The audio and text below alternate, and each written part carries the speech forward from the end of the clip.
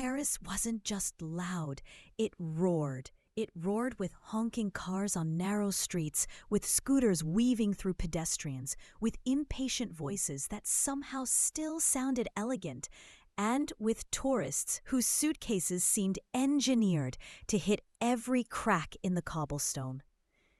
Emilia Romano stepped off the taxi in front of Rue de l'Amiral and nearly dropped her phone on the pavement. The street looked like something out of a postcard.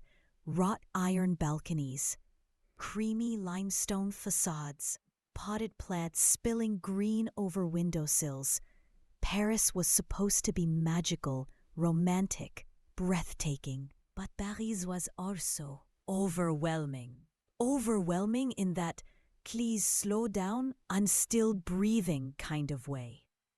Her luggage toppled sideways. Again. Great start, she muttered, grabbing one suitcase while her backpack slid off her shoulder for the fourth time.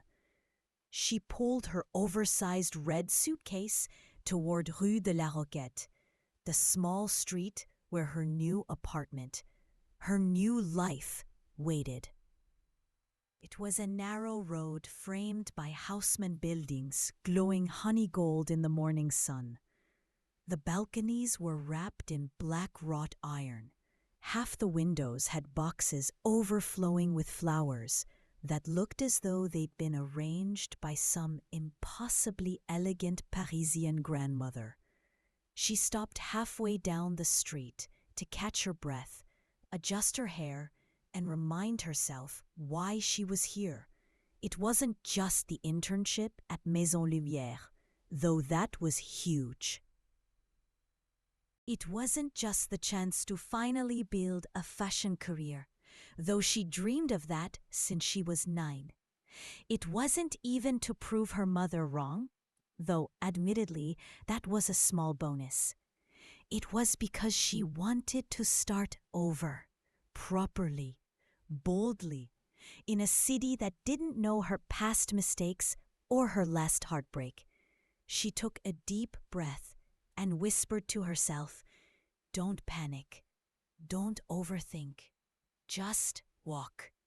She walked straight into the most beautiful man she'd ever seen. She didn't mean to. He stepped out of a bakery at that exact moment, and her suitcase clipped the side of his boot. He steadied her with one hand before she could fall backward, and for a second, everything around them blurred. Messy dark hair, warm brown eyes, a jawline so sharp it could slice baguettes, and a subtle aroma of espresso and cedar cologne. "Pardon?" he said, with a half-smile that was both apologetic and amused. "I didn't see you." I didn't see you," Emilia stammered, "which is weird because you're very visible." He raised an eyebrow, clearly entertained. "Visible? Oh, God. Don't repeat that." Emilia pressed a hand to her face. "I meant tall. You're tall." He chuckled. "I'll take it. Can I help you with your bag?"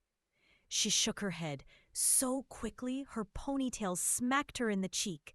No, I'm fine. Really, completely under control." Her suitcase promptly tipped over onto its side. The man laughed, a low, coarse, warm sound that wrapped around her like velvet, then picked up the suitcase without waiting for permission. "Let me guess," he said. "You're new here." "Is it that obvious?" "Yes." He didn't even hesitate. Before she could defend herself, he gestured toward a building farther down the street. "Where are you headed?" She pointed. He blinked. "That's my building," he said. "Oh," Emilia answered faintly. "Great, so we're neighbors." "Not exactly." He adjusted his hold on the suitcase. "I'm your landlord." Emilia stared. He stared back, smiling. Her soul left her body. "You're Émile?" she asked. "Émile Dupont. And you must be Emilia Romano." Her cheeks warmed. You remember my name? Of course.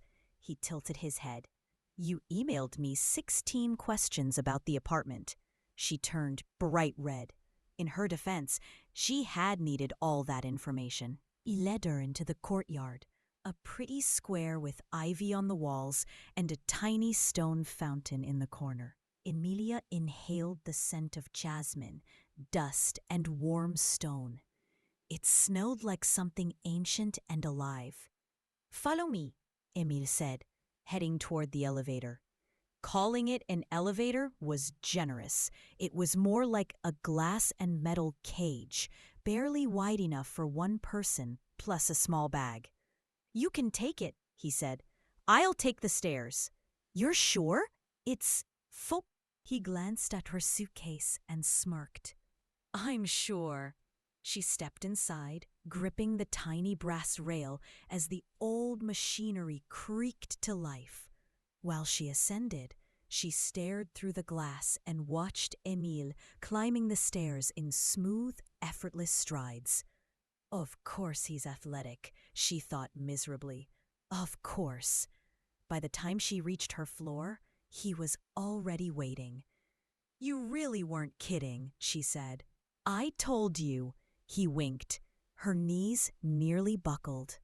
He unlocked the door to her apartment and stepped aside. Emilia took a breath and walked in. It was perfect. Compact but charming. Light-filled. A skylight pouring sunshine across a small table. Exposed wooden beams. A mezzanine bed with crisp white sheets. A soft lavender scent in the air. She raised a hand to her chest. It's beautiful. I renovated it last year, Emile said. People always love it the first day. Sometimes even the second. What happens on the third? He opened his mouth to answer, but the front door flew open. A tall woman with glossy black hair and heels sharp enough to puncture tires stood in the doorway, looking furious. Emile, why is someone living in my apartment? Emilia froze. Emile froze. The woman glared at both of them like a queen betrayed by her two least favorite servants. And that was how Emilia's first 5 minutes in her Parisian home turned into a small disaster. The woman stepped fully inside. Crossing her arms so tightly, Emilia wondered why her bones didn't crack. Explain, she demanded. Emile winced. Camille, I told you. You told me yesterday that I could stay until Thursday, she snapped. It's Tuesday. Yes, definitely an X. Emilia raised her hand awkwardly, as if volunteering in a classroom. Hi, I think I'm the misunderstanding. Camille eyed her from head to toe, assessing, judging, comparing. Emilia felt like a cheap handbag being inspected next to a Des. You rented out my apartment early? Camille said to Emile. Again?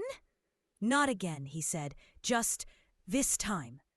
That makes it worse. Emilia tried to make herself small, which was impossible because she was standing in the middle of the room, holding her giant red suitcase like an idiot. I can leave, she offered weakly. I mean, not for long, because I have nowhere to go, but... No, Emile said. This is her apartment now. Camille laughed, an elegant, cold laugh. Oh, please, who is she? I'm, Emilia began. A tenant, Emile cut in. Camille narrowed her eyes. Are you sure that's all she is? Emilia choked on her own breath. We just met 5 minutes ago. Camille responded, unconvinced. Then her gaze sharpened. Emilia saw it. The flicker of territorial instinct. Not over the apartment, over Emile. Where should I sleep now? Camille asked coldly. There's a hotel on the corner, Emile said. I'll book it for you. Oh, how generous. She flicked imaginary dust from her sleeve. Like a guilty husband. I'm not your husband, he muttered. You acted like one, she shot back. Emilia lowered her head, wishing she could disappear into the suitcase like a hermit crab. She shouldn't be here. This was private, messy, and way too dramatic for someone who had landed in Paris 20 minutes ago. Camille, Emile repeated. I'm sorry, but I can't cancel Emilia's lease. She signed first. Emilia's stomach twisted. Camille finally turned to her again. Well, congratulations. For what? Emilia croaked. For being the reason my morning is ruined. She stormed toward the door, flipped her hair, and left. Silence swallowed the apartment. Emile let out a long breath. That went well. Emilia stared at him, appalled. Are you joking? Trying to lighten the mood.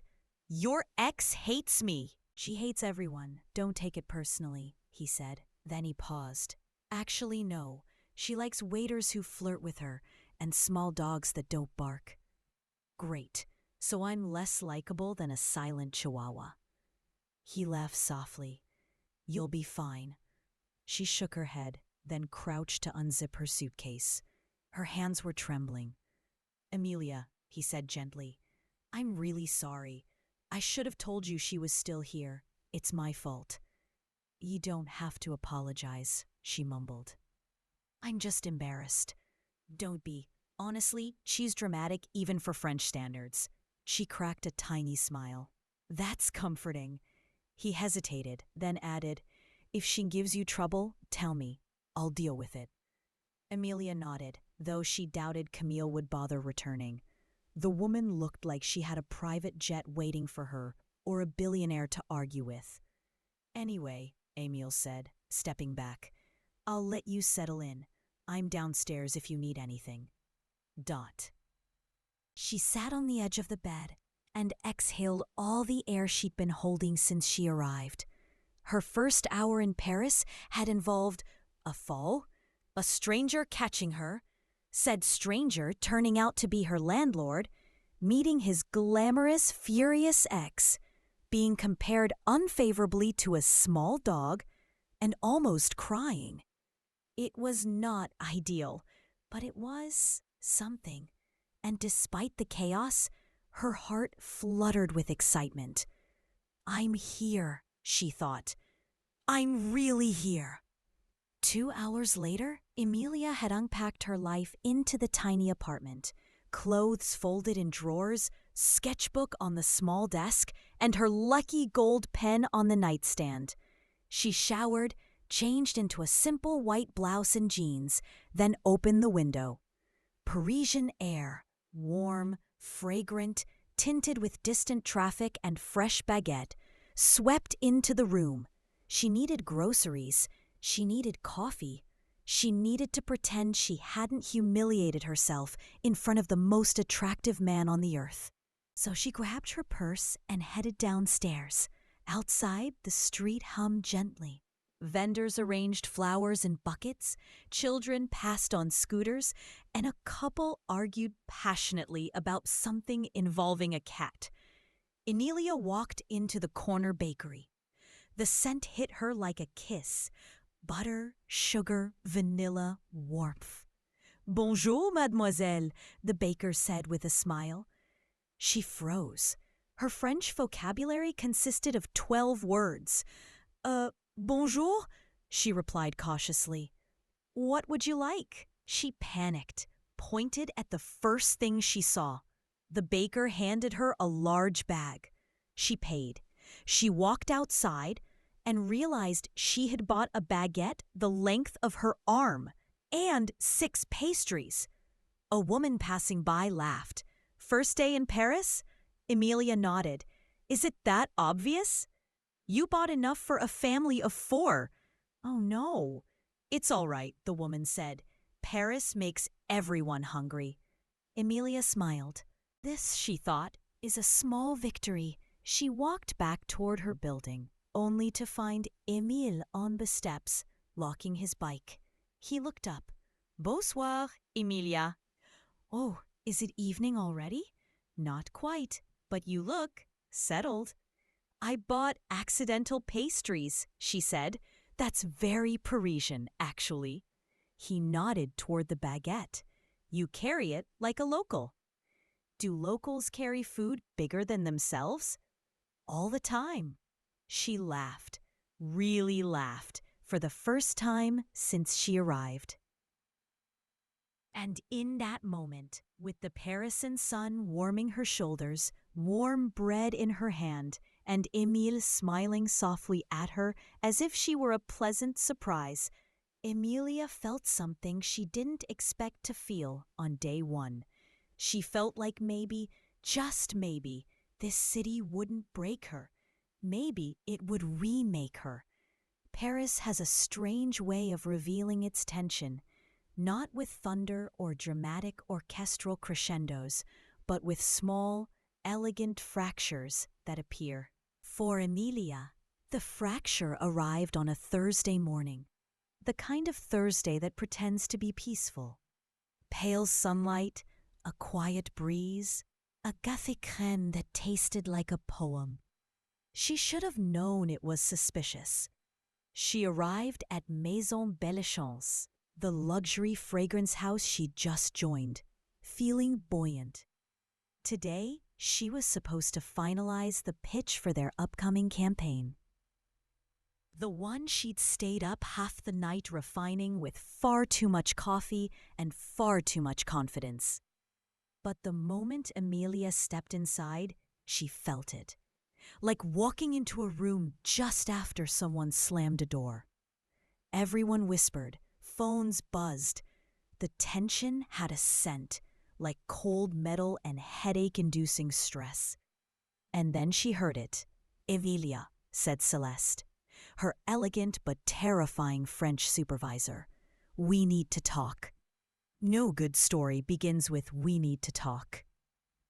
Celeste motioned for Emilia to follow her into a small glass conference room that looked both stylish and accusatory.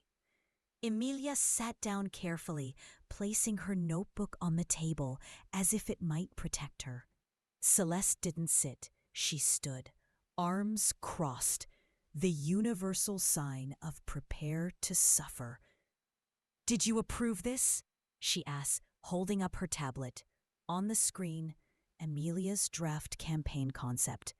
Posted, shared, public. Emilia blinked. Wait, what? No, I only saved it. I didn't. It is online, Celeste said sharply. On our internal cloud, but visible to all partner maisons. And it is watermarked with your account. Emilia's stomach spiraled.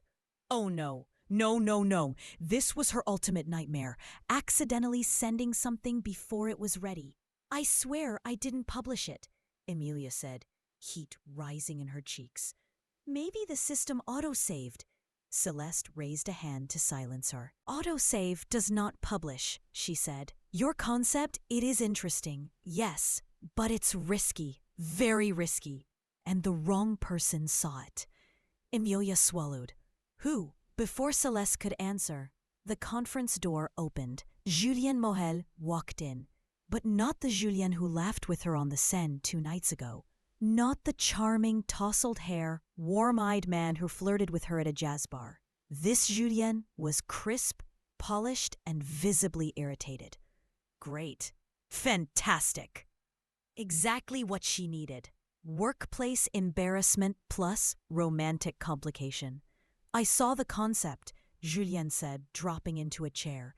And the idea? Emilia, what were you thinking? Emilia's heart dropped lower than the Paris metro at midnight. Julien, of all people, was disappointed in her. It wasn't ready, she said, voice trembling. It wasn't meant to be sent. But now it has been, he cut in. His tone was controlled but sharp.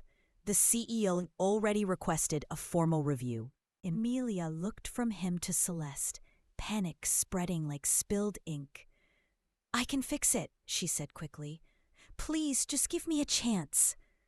But Julien shook his head, and for the first time since meeting him, he looked at her not with warmth, but with distance. Fixing the file is not the issue. The issue is trust. The word slammed into her. Trust. Her chest tightened. She nodded slowly, unable to say anything else. Celeste dismissed them with a single wave, like swatting away flies. The moment they stepped out, Julia exhaled sharply and stopped walking.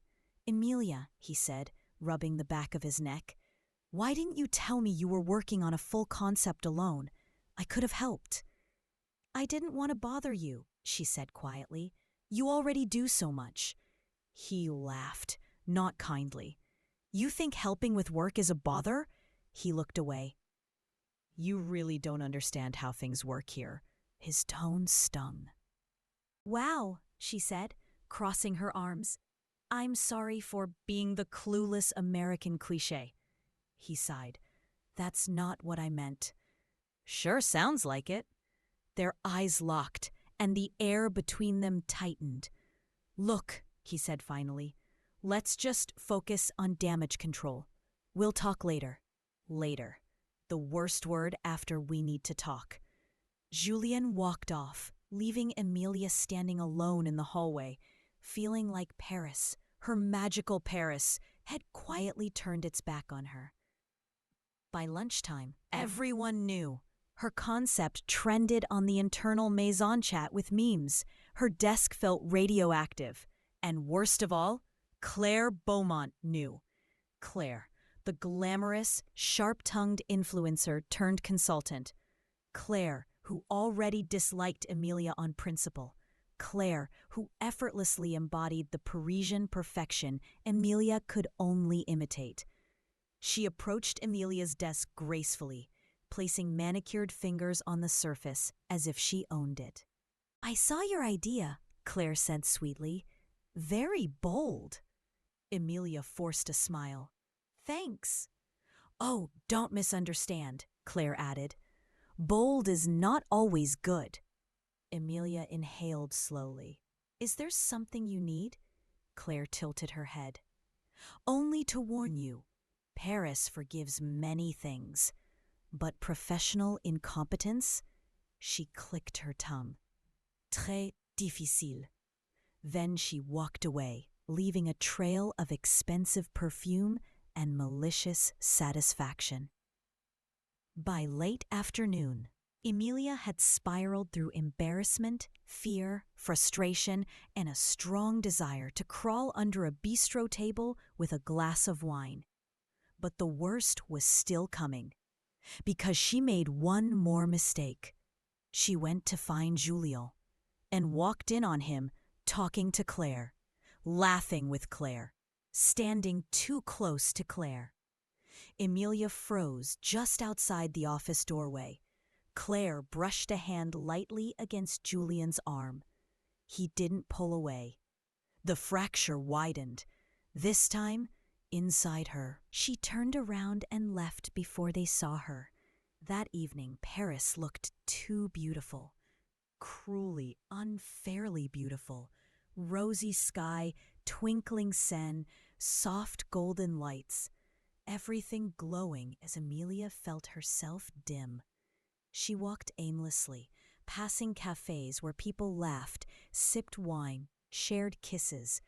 Normally, she adored these sights, but tonight, each one stabbed her a little. She found herself sitting on the steps near the Pont des Arts, hugging her knees as tourists snapped pictures. She pulled out her phone. A long text from Julien blinked. "We should talk." She locked the phone without reading more. Not tonight. She stared at her reflection in the river. She hated what she saw.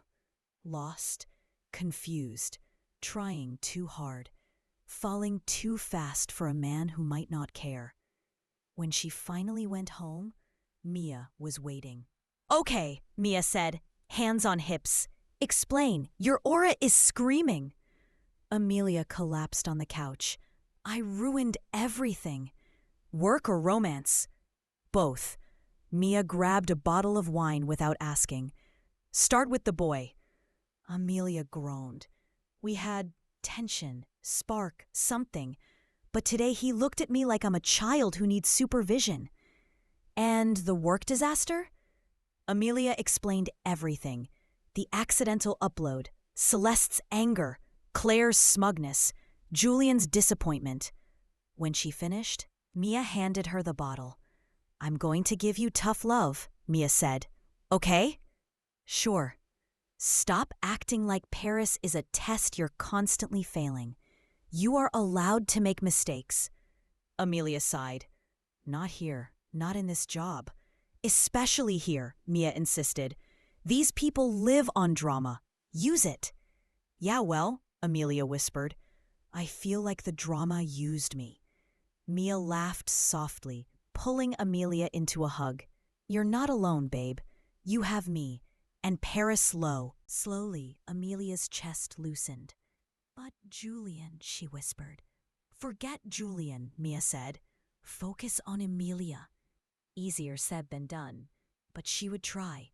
That night, Amelia stared at the ceiling until dawn, heart heavy and thoughts louder than the morning traffic. She knew something had to change. Not Paris, not her job, herself. Amelia woke up with a pulse of determination. No more spiraling. No more feeling like a foreigner in her own life. Today, she would fix things. First step: redo the entire campaign concept from scratch. She marched into Maison Bellechamp's early, armed with coffee and righteous fury.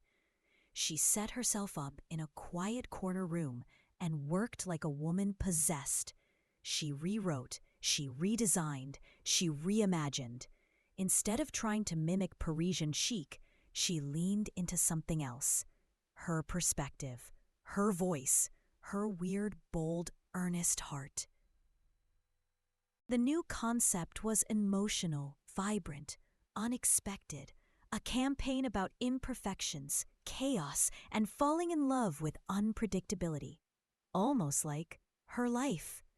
Halfway through the morning, the door opened. Julien, of course. He looked hesitant. She did not. "I'm busy," she said without looking up. He stepped inside anyway. "I came to apologize." She froze. "Yesterday," he continued, "I was harsh. I shouldn't have spoken to you that way. It wasn't fair." Emilia set her laptop aside, arms crossed. "Are you apologizing because you mean it or because Celeste told you to?" He smiled slightly. "Both." "Wow," she muttered. "Honesty, revolutionary." Julian stepped closer. "Emilia, I care, I really do. But I panicked yesterday. I got protective of the brand, of the project, and maybe of something else." She swallowed. "Something else?" His eyes softened. "You." Her breath caught. But before she could respond, Claire's voice pierced the room. "Oh, good," she said, sauntering in. "A private meeting. How intimate." Julian looked exasperated. "Claire, what are you doing here?" "Celeste wants to see the revised concept," Claire said, eyes glinting. "And she asked me to fetch our little creative risk." Amelia felt heat rise inside her. She stood, spine straight, chin lifted. "I have a new concept," Amelia said calmly. "And I'll show it myself." Claire smirked. "Of course. Let's hope this version is less chaotic." Amelia didn't flinch. "Actually," she said, walking past Claire with purpose, "chaos is exactly the point." The boardroom was full. Celeste, Julian, the CEO. Claire, front row, arms folded like a villain at a fashion show. Amelia plugged in her laptop. Her hands shook, but her voice didn't. She presented.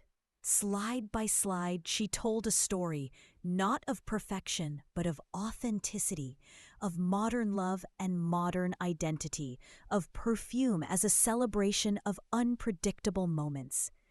She spoke with conviction she didn't know she had. When she finished, the room was silent. Then, the CEO clapped, Celeste nodding in approval, Julian grinning proudly. Claire's expression cracked. The CEO stood. "This," he said, "is brilliant. Fresh, human, très moderne." Claire blinked rapidly. But the risk is exactly what we need," Celeste cut in. And that was that. Emilia exhaled, slowly, deeply. For the first time since arriving in Paris, she felt like she belonged. Julien approached her afterward, smiling softly. "I told you," he said. "Chaos suits you." She laughed. "I guess I should stop apologizing for being myself." "Please don't," he said. "I like you this way." Their eyes held. The moment lingered. But before it could turn into anything more, Mia barged into the room with perfect comedic timing. "Amelia, did you save your job, or do we need to fake your identity and flee to Italy?" Everyone turned. Julien laughed. Emilia shook her head, smiling. "I'm good," she said. "Really good. Paris at night looks like it knows something you don't. A secret, a promise, a dare. And tonight, Emilia walked through it with a feeling she hadn't tasted since arriving in the city. Calm. Not the fragile calm that cracks with one wrong step, but something grounded. A quiet warmth under her ribs, a slow-growing certainty. She had survived chaos. She had stood her ground. She had surprised them all, including herself. Now Paris felt different. She noticed everything. The glow of street lamps painting soft halos on the sidewalks, the hum of distant conversations, the scent of freshly baked bread drifting from a late-night boulangerie. The world around her looked like a movie set, but she no longer felt like an underprepared extra.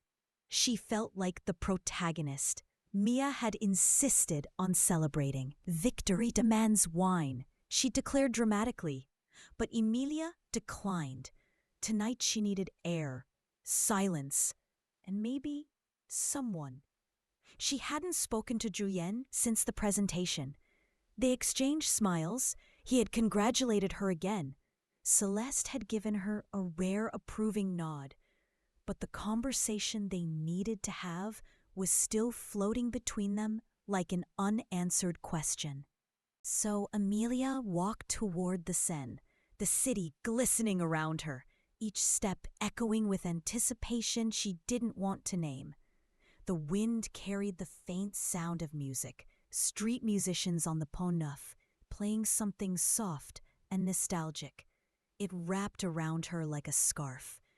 She leaned against the bridge railing and closed her eyes for a moment.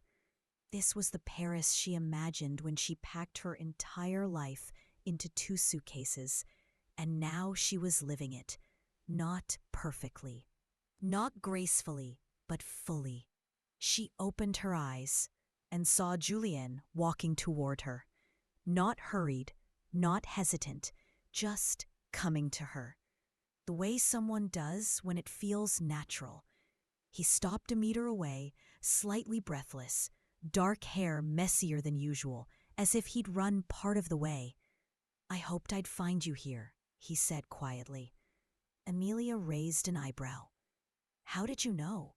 "You always come to the river when your mind is loud," he said, smiling gently. "You told me once." She blinked. "I didn't realize you remembered." "I remember everything you say," he said simply. Her stomach fluttered. They leaned against the railing, shoulders almost touching, watching the river glide under the bridge like black silk. For a while, neither spoke. Paris spoke for them. The soft rush of water, the distant laughter, the music drifting through the air. Finally, Julien turned slightly toward her. "Emilia," he said, "you were incredible today." "Thank you," she whispered, "though I almost fainted." He laughed softly.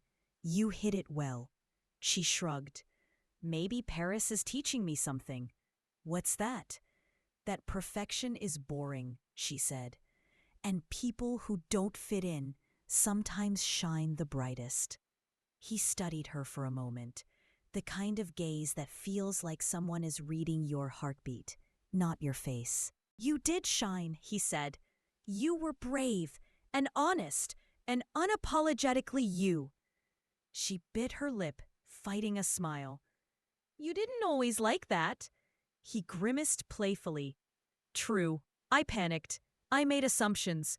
I let Claire get into my head. Amelia stiffened a little at the name. So you were spending a lot of time with her? Julian sighed. Claire and I, we used to date. A long time ago, before she left Paris to build her influencer career. When she came back, she assumed we'd fall into old patterns. And you? Amelia asked quietly. I didn't want old patterns, he said. I wanted something new. Her heart stuttered. Julian, he stepped closer. Not enough to crowd her, but enough that the world around them softened. You walked in on us talking, didn't you? He asked gently. She looked away. Maybe. Claire was trying to convince me you were inexperienced, that I should distance myself, that you'd ruin the project. He paused. But she was wrong, and I should have defended you sooner. Amelia breathed in slowly. Why are you telling me all this? Because I don't want the wrong person to define what you think of me, he said. And because you matter to me, more than I expected, more than I planned. The confession settled over the bridge like warm rain. Amelia's heart thudded. But she kept her voice steady. Julien, this city is already overwhelming. My job is hanging by a thread. I'm still figuring out who I am here. I know, he said. I'm not asking you for anything. I just wanted to tell you the truth. A pause, and to ask where we stand. She didn't speak immediately. Instead, she watched the Seine. Boats passing, lovers taking selfies, lights shimmering like scattered diamonds. Then she turned to him fully. I want honesty, she said. I want someone who doesn't make me feel like the outsider or the naive American cliché. I don't need perfection, but I need respect. You have that, he said without hesitation. And space, she continued. I need space to grow, to figure out this job, to figure out myself. Julien nodded slowly. Then I'll give you space. She smiled softly. But I don't want distance. He smiled back. Warm, genuine, soft around the edges. Good, he said. Neither do I. A gentle silence fell between them. Not tense, not uncertain. Comfortable, like the first breath after a storm. Julien looked down at her hands resting on the railing. He didn't grab them. He didn't force anything. Instead, he brushed his fingers lightly against hers. Just a touch. An invitation, not a demand. Emilia turned her hands slightly, letting her fingertips align with his. Not holding, not claiming, just connecting. A spark. Warm, small, real. She exhaled, smiling. So what now? He chuckled. Now, I walk you home. And tomorrow, we pretend to be normal coworkers until Celeste inevitably assigns us another impossible project. And Claire? Julian smirked. Claire will move on. She always does. Emilia rolled her eyes. God, I hope so. They started walking slowly along the riverbank, footsteps matching naturally. Julian slid his hands into his pockets. Can I ask you something? Mm-hmm. What made you change the concept? It was so different, so... You, Emilia looked up at the Paris sky. Because I realized something last night. What? That I don't want to become Parisian. She laughed softly. Not completely. I don't want to lose the messy parts of me that don't fit. Julian looked at her with admiration. Then don't. A beat. The parts that don't fit are the parts people remember. She smiled, and for the first time since arriving in France, she believed it. As they reached her apartment building, Julien stopped. "This is you," he said softly. "This is me. Good night, Emilia." "Good night, Julien." But neither moved. After a moment, he leaned forward, slowly, carefully, and pressed a gentle kiss to her cheek. Not passionate, not rushed, just a soft promise. Her skin tingled. When he stepped back, she was smiling like an idiot. He grinned. "Sleep well, you too." She walked inside, heart fluttering. Once upstairs, she leaned against the closed door, exhaling a breath she didn't know she was holding. In the quiet, she whispered to herself, "Welcome to Paris, Emilia. You're really here." Outside, the city glowed, alive, patient, waiting for whatever came next. The beginning of something real. Not perfect, not predictable, but hers.